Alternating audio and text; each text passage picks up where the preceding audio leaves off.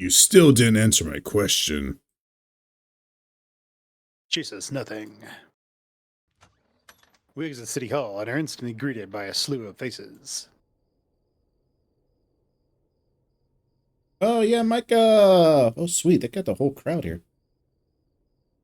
I tried to give Micah like a Jesse from Breaking Bad voice. Let me see if I can do it. Okay. This is a... That's not it. This is a fresh shit. This is a load of fresh shit. You know that? What do you mean?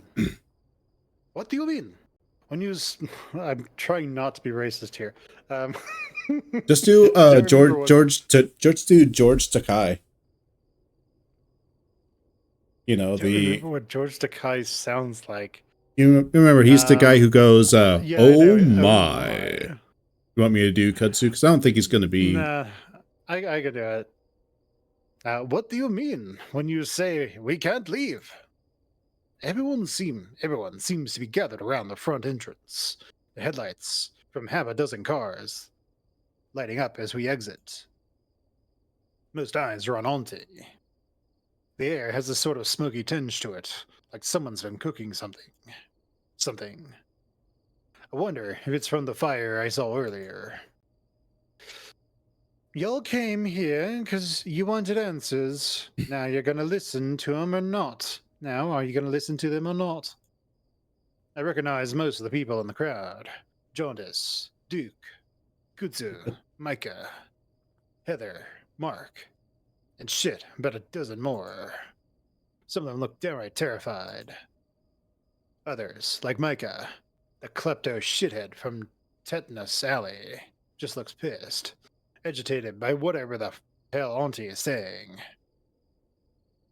I can see Duke, the old widower who lives next to Leo, somewhere back in his car. He's not looking at my auntie anymore. He's fixated on Chase, with this sort of thousand-yard stare. From the back of the crowd, I see the lumbering figure of Leo. At the sight of us, he pushes his way through. Chas! Leo stops, rubbing the back of his neck and looking off to the side as he notes the utter state of undress. You're back! And you're naked! Chase has this weird sort of look on his face, like he's never seen Leo before in his life. Like this is some incredibly awkward encounter with a stranger. Yeah, that widow bit me. And that made you... naked? Leo turns, looking to me suspiciously. Fuck you, I didn't do it. God, I have no time for this shit anymore. Leo's brow furrows. I keep expecting him to jolt out his arm and slug me, but he just looks tired and confused. I sat in the nest, a whole bunch of them, and they got everywhere. That's awful. Are you alright? Leo brings this large paw up to Chase's shoulder. Chase flinches, and the wolf quickly releases his grasp, giving the otter a quizzical look. I'm okay. Well, not really, but, you know. He rubs the bite area on his neck, biting his cheek as he stares at the gravel between his feet. I don't know, Chase. We need to get you to a doctor. But I have to ask, why'd you run off earlier? I didn't mean to. I just did. Just... that doesn't make any sense, yeah? Anzi begins to speak up again. Let's talk plain like. Most of you are seeing things. Bad things. And some folk around here have sort of started acting real strange. More so than the usual suspects on their bouts of with the happy juice. And nobody's getting any tower or satellite signal for the phones and internet. Landline's fuzzy too. A couple of people nod. Micah's now starting to look over his shoulder, seemingly unfocused on what Auntie's saying. Mark tried to head off to Peyton to see the county offices, see if the county offices knew what was going on. He got about as far as the Flint turnoff before he found himself on the old Route 65 leading back into town. He tells me he tried 3 times to get through. No luck. Now, I would have slapped him on the head with a roll of newspaper and told him to take his clowning to the circus if I hadn't heard the same sort of thing from my grandpa decades ago. Folk traveling in buggies trying to escape the madness of this town, but they got snared in one hell of a web. If you've been thinking your dreams have been getting real queer as of late, you ain't alone. It's been getting worse. Honestly, I was packing my bags to get out before it hit.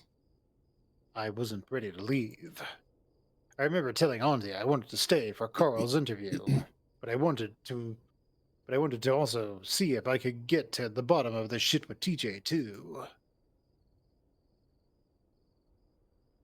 So you're saying there's no way out? That we're in what, an inescapable bubble? Sweetheart, it's like the tide. It goes in and it's pulled out. And sometimes it pulls stuff with it. My grandpa, God rest his soul, told me it was attracted to the uncouthness of man, the ires and the desires with which we cannot unshackle ourselves. Simple sin. A mournful look crosses her face as she takes a deep breath. Mark? She looks over to the horned toad, our town's treasurer. He's standing by his black 4-door SUV. Always made fun of him for buying it. Black cars in the desert ain't a good mix unless you're keen on baking. He reaches into the car, and pulls out a lumpy something wrapped in a flamboyantly colored beach towel. I recognize the faded logo in the corner as the one from Southwestern Adventures. An old souvenir, maybe. Mark herks as he steps in front of the mayor with it, setting it on the ground. The first thing I see are the feet sticking out at the end. Someone in the back, Heather, I think, screams. It's a banshee-like wail as Mark pulls back the fabric. No! Keith! It's not Keith. At first, it's difficult to tell exactly what I am looking at, but after a few moments, I can see clearly who it is.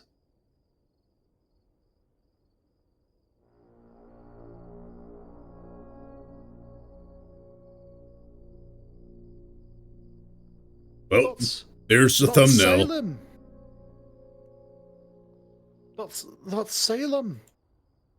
Keith! Jesus. No! DJ begins to sob, his terrified sniffles mixing with Heather's confusion as she shrills. The boy is covered in lacerations, most of which are on his face. 2 swipes of whatever cut him seem to have torn his eyes and part of his snout out. I've always thought that when someone had their eyes taken out, it'd just be black holes inside, but it's pink. It's like I'm looking into a guy's brain. I feel like I'm gonna hurl. What happened to him? He tried to leave. Yeah, but how did that happen? The raccoon, who up to this point I'd never seen as anything but the strong silent type, looked shaken up bad. He clutches his forehead with a paw, shaking his head.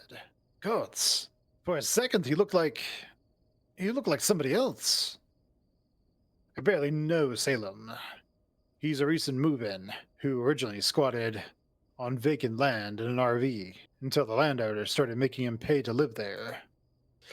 He kept to himself, never even said 2 words to the guy. That's an accomplishment when you're stuck in town, when you're stuck in town with just about 50 people still living here.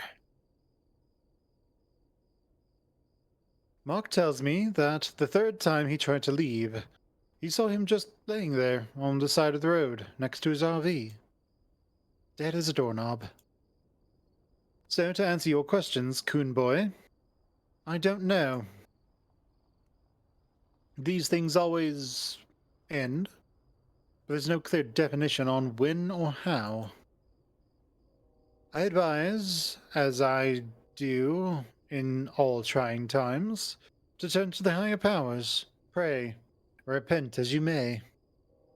There's a shocked silence from those present. Dexton keeps shaking his head. Jenna tries her phone again. Micah stares off into the dark direction of the highway. I'll do. I know how to make the vision stop. The weasel steps up to Auntie, although he's not looking at her. Yeah? What's your proposal, Duke? He points a finger towards Chase. We stop him! Chase sort of half blinks, his bloodshot eyes aimed all unfocused like at the scruffy weasel. What? You turned away, you could actually hear the distance in it. Like bouncing off the walls. What? I can't discern. I can't discern who that voice came from. This has all happened before. He looks towards Auntie, who nods inquisitively. And it's only gonna get worse. It happened to my granddaddy, my daddy, and now it's happening to me. Well, me and the rest of yez. Dale's missing. Cynthia drove off into the desert. Clint and Jeremy are running around shooting and screaming at nothing.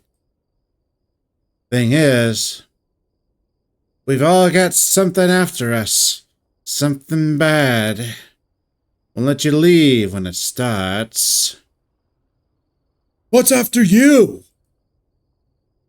The raspy voiced bat chimes in, still looking off into the desert, away from the crowd. I don't know why my voice changed all of a sudden. Oh my. But we're back. I think boss kicked me. For a moment. Duke's quiet for a moment, rolling a handmade cigarette between his thumb and index finger. It's always triggered by something. Duke begins to pace, still pointing at Chase. That rhymed. He's a poet, and I'm a poet, and I don't even know it. Yeah, you are, bitch. I seen you here last week. Oh, please be the poet we all know you to be. Oh my. Metal Gear poet. Alright, go for it. I seen you here last week, before all the rest of your little friends showed up. Late last night, outside his house. He nods in Leo's direction, the wolf clasping Chase's shoulder protectively.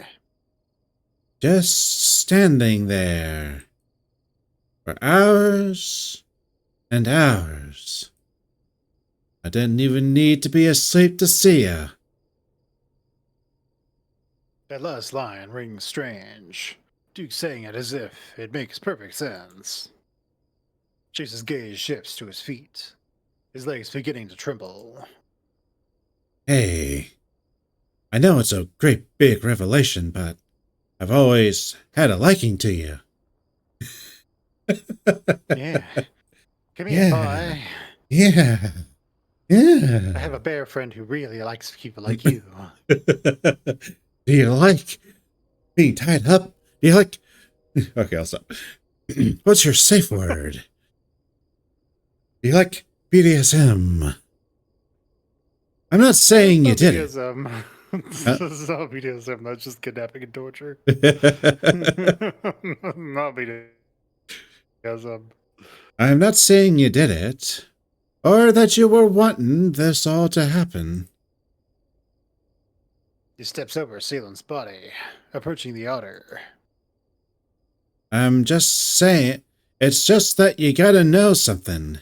Anything that we can use to stop this. Because anytime I ask big ol' Leo here, he just got this glazed look in his eyes, telling me where I can stick my inquiries. That doesn't make sense. Well,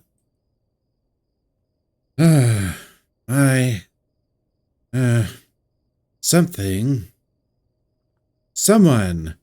told me that you would know. At this point, I see the black metallic shape sticking out of the back of the weasel's trousers. He's got a gun. Dexter flinches, seeing it too. Oh shit.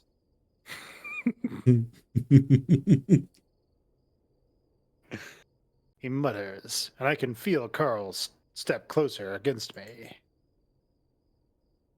What? Who? Someone I know. He yells, leaning closer to Chase. Leo steps completely in front of him, ears down, with his fangs bared. It makes sense. Something bad happens, and if you don't fix it, it won't stop coming after you. Maybe for you. Leo's snarl turns into a tight, tepid frown. He looks unnerved, uneasy with Duke and what he's saying. This is all real timely with your friends showing up. So what happened, Chase? I don't know what you're talking about. Auntie exchanges a glance with Marek. Then they both look at Chase, seemingly unconcerned that Duke is packing. Things are getting worse out here. Unless we do something about... I need to read my lines better. Hold on. This damn joint's not doing the job. Let me rub my leg. You should Things... use a brownie next time. Duke. Edibles. Carl told me about edibles. He said they get you all messed up. Things are getting worse out here. Unless we do something, we're all gonna end up like young Salem. God bless his soul. Duke's voice is dead and distant. Animated for a dead person. Auntie's voice cuts in through the air like a knife. Next thing I know, her and Mark are stepping up beside Duke. Flynn, come here. My heart lurches at hearing my name called, and I strain myself into keeping a straight face. I try not to look at the body as I walk up, feeling my backside illuminated by a dozen headlights and the gaze of the crowd. You locked up Chase in the reading room with all them spiders. Why? You what? Look, Chase always really liked the song Reading Rainbow, so it's the Rainbow Reading Room, okay? That sounds like bullshit. That's That's just like you, Flynn, to make up some bullshit to justify your bullshit. Look, we all enjoyed reading Rainbow, but damn, Flynn, that's just fucking weird. I liked reading Rainbow. It was kind of nice. I did too. Reading Rainbow was kind of nice when I was like 10. Yeah, that was like really fun to get high to. You were 10. Yeah, so? Can we get back to talking about the. Oh, look, a book. Oh, hey, are those clouds opening up there? Get on with it! Get on with that. Get on with it! Get on with it! Fuck! Okay, fine. Come God. on. Read your line already, Flynn. What's your problem? Yeah, Flynn. What's your problem? Yeah, just read it. Freaking idiot. Okay. Didn't know about the spiders at the time. I mumble. Flynn? She looks away for a moment. Condemned Jace. Which one? Top or bottom or middle? Middle. Middle, condemned Jace. Pretty sure he killed Sydney. I clutch my head, the blood in my veins feeling cold. It's as if the gravel beneath my feet is turning to quicksand. My mouth moves as if to say more, but I manage to bite my tongue. This just makes the pain worse. What the fuck is happening? I can see Jenna covering her face with both paws, seemingly in disbelief that this is really happening. There's a few murmurs from the gathering. Micah looks back at us, seemingly distracted from whatever was in the desert that he was staring at. You're talking about your little friend who drowned in the lake a decade ago? Yeah. Wow. Yeah. He clicks his tongue, shaking his head at the bedraggled looking otter. That's fucked up. Jay starts to look like DJ again, as if on the edge of breaking down into sobs. He seems to be alternating from angry, sad, and confused, over and over again. This ain't right how you guys are handling this, yeah? Look, Flynn, Mayor Lady, you really need to fuck off. We'll handle this. I don't reckon I believe that. Sid died like... Sid died like 10 years ago. This doesn't make any fucking sense, bitch. You like that? Sid died like 10 years ago! This doesn't make any fucking sense! Yeah. Well, this sort of murder happened before. My grandpappy lived through this whole thing and stayed in the town after.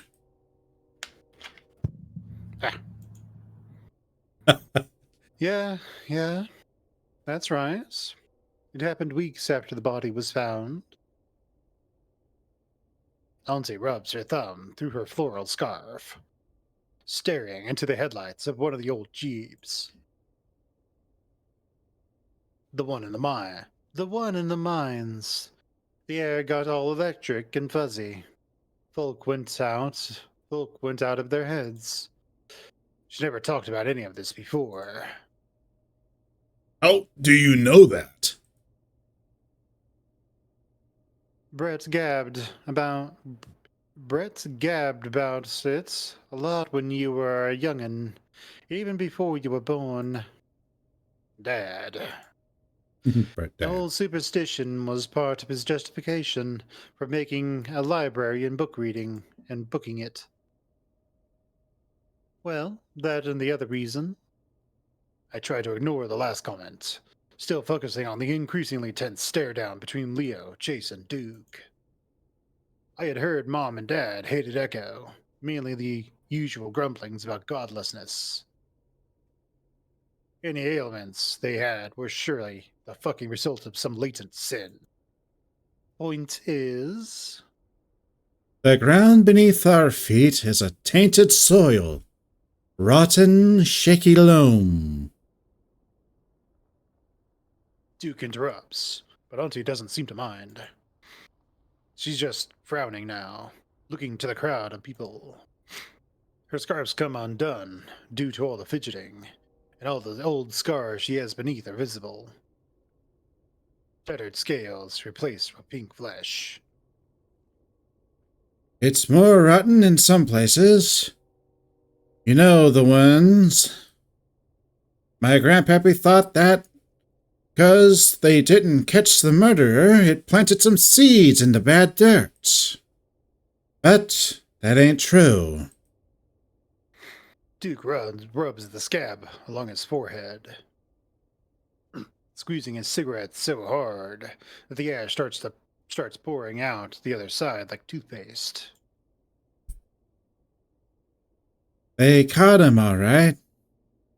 When everything was okay for a while after they found him, and he was killed. What the fuck does this have to do with Sydney? Duke continues, ignoring me. So I don't know what it is.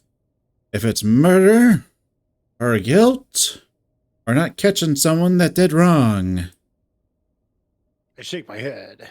I can't believe this shit. Sid's not fucking haunting the town, you meth-addled cunt. But if it started when you got here...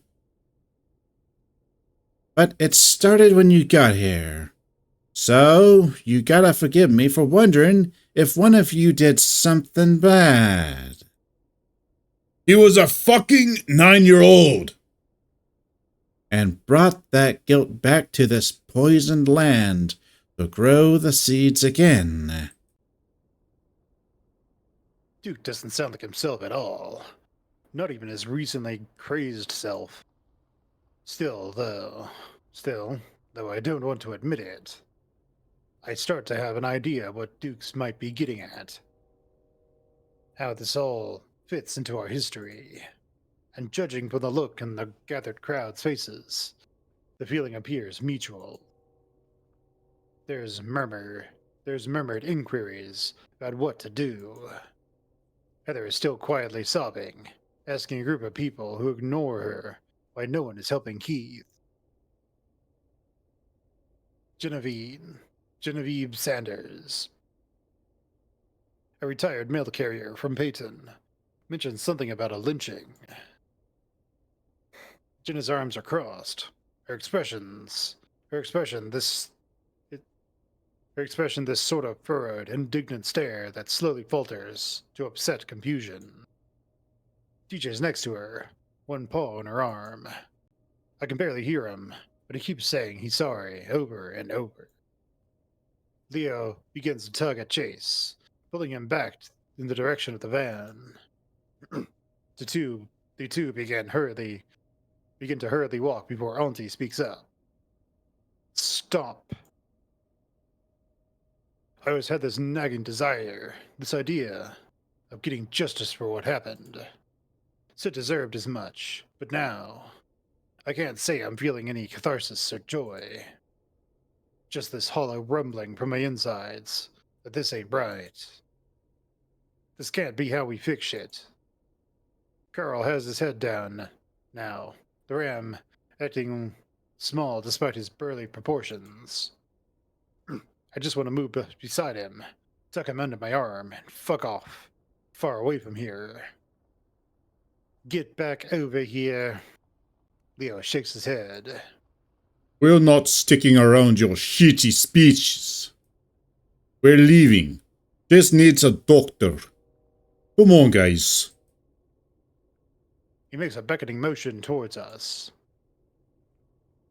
Jenna quickly shoves her phone in her purse, the Finnick visibly trying not to look at the body as she, TJ, Carl, and Dax head to the van. Just as I start to join them, I hear a clicking noise to my side. The horrible noise is deafening. I clutch the sides of my head and crouch down. A brass shell casing falls and hits my leg. It's hot. Duke's pointing his pistol in the air. Our group stops in their tracks, TJ falling to the ground and covering his face. Heather is shrieking, screaming over and over again. And then suddenly she stops. There's some flailing movement from the group that was standing near her, like the dancing you see at raves. When I look again, I can't see her anymore. Mecca's gone too. Him and a few others scattered. I can faintly see the bat's silhouette in the distance, sprinting into the desert. What the fuck, Duke? I scream at the weasel. Needed to get their attention for the mayor, yeah? That's no fucking excuse. That shot could come back down and kill somebody. Duke clenches the pistol limply in his grasp, seemingly uncaring as to where he's pointing the loaded weapon as he twirls his wrist about. It's a bit late for that now. Folk have been hurt already. And to continue to get hurt until we stop this. I hear shouts of agreement from the remaining crowd. Fuck yeah! Won't you just Hell yeah! Woo! Kill the otter! Monty just nods. Fuck yeah, like America, fuck yeah. Fuck yeah! Echo! Fuck yeah! Gonna lynch a fucking otter! Auntie just nods, and I can't help but give her a dumbfounded look. I clutch my repeater close. Spiders. Spiders got him. That right, Flynn? She points to Chase. Yeah? He sat in the nest of them. Duke? She holds up a finger, fast walking back to the office without another word. Duke watches our group by the van. Everyone's quiet. His pistol aimed up at the sky. After a moment, she returns with a piece of faded paper clutched in her hands. There's some old-timey writing on both sides of it. She holds it up to Mark and Duke. Mark uses his cell phone as a light as they begin to read, Duke lowering his gun. I can see Jenna moving by the edges of the fan. She's motioning towards me, then Duke. What does she want me to do? Disarm him? No, she wants you to shoot him until he stops moving, dumbass. Just a little pop, pop, pop, Peter. just want you to just mag dump him in the chest. Yeah. One quick chop of the wrist. One quick chop of the wrist. Jujitsu. That'd do it, I guess. I'd have to drop the repeater, though. I don't really want to risk that, at least not yet. Surprisingly, Chase speaks up. What's it say? Boy, I think you know what it says. You were rooting through our stuff and plucking all these records Thursday. James Hendricks. Notice of death. Girl visibly stiffens. Guess what killed him? Spiders. I step up, squinting at the paper. I notice a death. It's a notice of death, all right. For reference, in an estate transfer. It's for a James Hendricks, who passed away in 1913. The cause of death is listed as poisonous infection. Therasphozidae. Tarantula. Tarantula.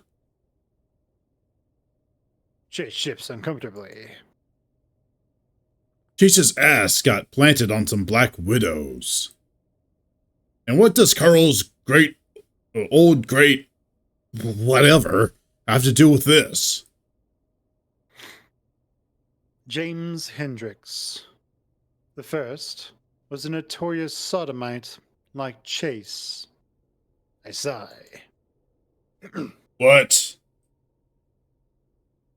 You say he was looking at this the other day? He's working on a school project. Hell, that's why he's here. So he claimed. You sure about that? Auntie seemed to pry at my own nagging doubt. I look back at the pathetic-looking otter. He looks to me. I look at him. Then Dax looks to me. And then Dax steps up. Hey, He just stops short of the body on the ground. Daxton straightens his posture, folding his hands behind his neck. Mr. Duke, I think you're making a lot of really interesting headway into how we can solve all of this. You know, much better than just hiding out in our houses from rampant chaos and the like. But, say them here. He uneasily gestures towards the corpse on the ground, on the towel. The boar's hollow eye socket still staring at the stars above. Whatever got him, I think stopping, slashing, avoiding, that should be our number one priority. Because I think I've only known Chase about half a week, but he doesn't seem like the sort to be capable of all this. Kid, I've known Chase all my life. I'd reckon something similar. But at the end of the day, Chase didn't do this. It's what Chase did that did this. This town needs justice. Hell, that little Sydney kid needs justice. I'm gonna save all y'all. And make it so she leaves me alone once and for all. Who leaves you alone? Duke doesn't respond, instead raising his pistol. I can't tell who's aiming at. His paw shaky. I need to do something. Jesus fuck. Do nothing. Middle do I guess nothing? we'll do the top one. Okay, Hey, I guess we'll do the top one. nothing. I stand there. I can see Jenna beside the van, looking at me pleadingly. Auntie's peering at me now, a strange look on her face. This isn't right. I should do something. My head is killing me. Something's wrong. And at the worst possible fucking time. I grit my teeth, concentrating on what's really happening. Duke says something I can't quite make out, and Dexter stammers back a retort. I've had visions of Chase too, but nothing that points towards that as a conclusion. Leo slides Chase behind him, the wolf's ears pinned to the side of his head. We should save, shouldn't we? We should save. That one. A second. Okay, I'm saved. You So are. I think the correct answer is to shoot this fucking guy. Raised repeater. Yeah, just kill his ass. So let's do trust Daxton first. Okay. We trust Jackson and don't do a damn thing, as this Duke probably shoots all of our friends. Sid's dad flashes in my mind. The hole in his head, the look in his eyes. I keep my rifle clutched across my chest, pointed down. Dax. Yeah? He's staring wide-eyed at the gun in Duke's grasp, his blue hands in the air. You gonna elaborate?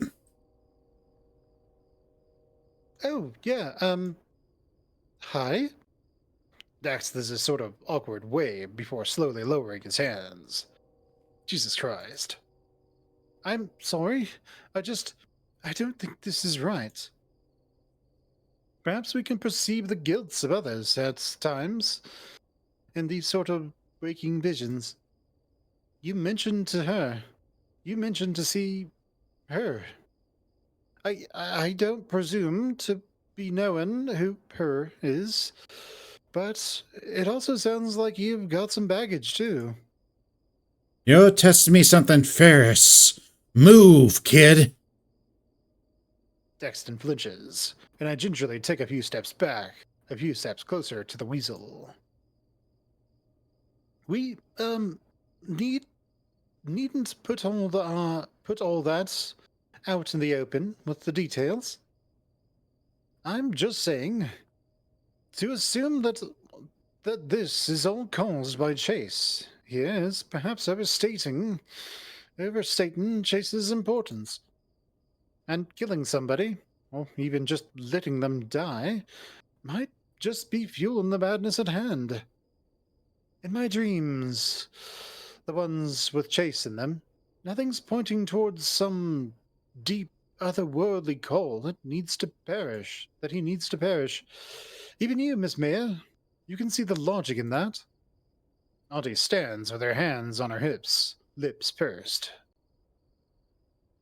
And what counters madness? Logic.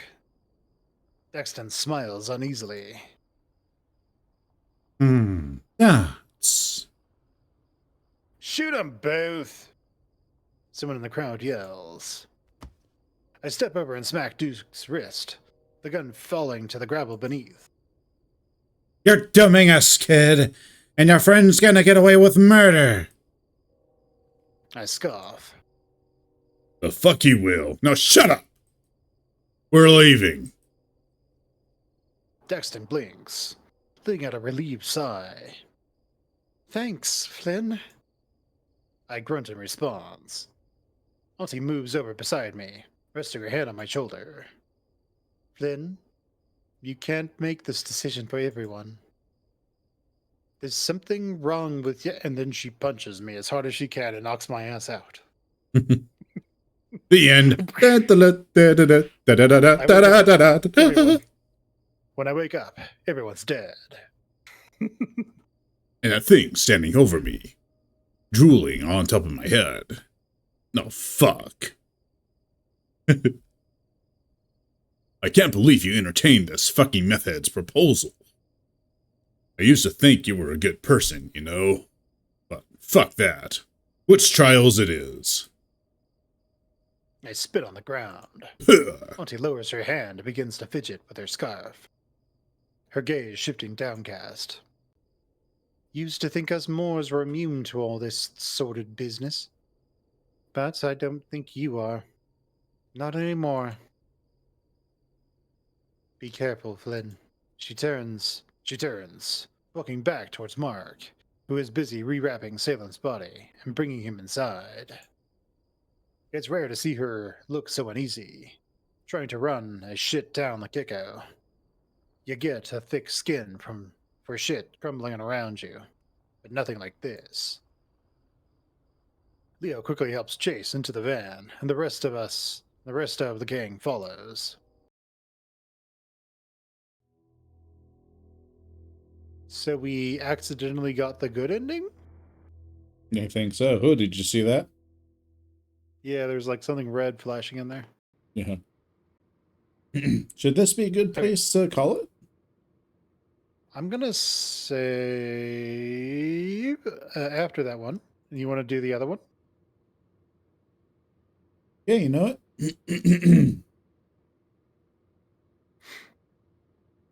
Yeah, let me get this.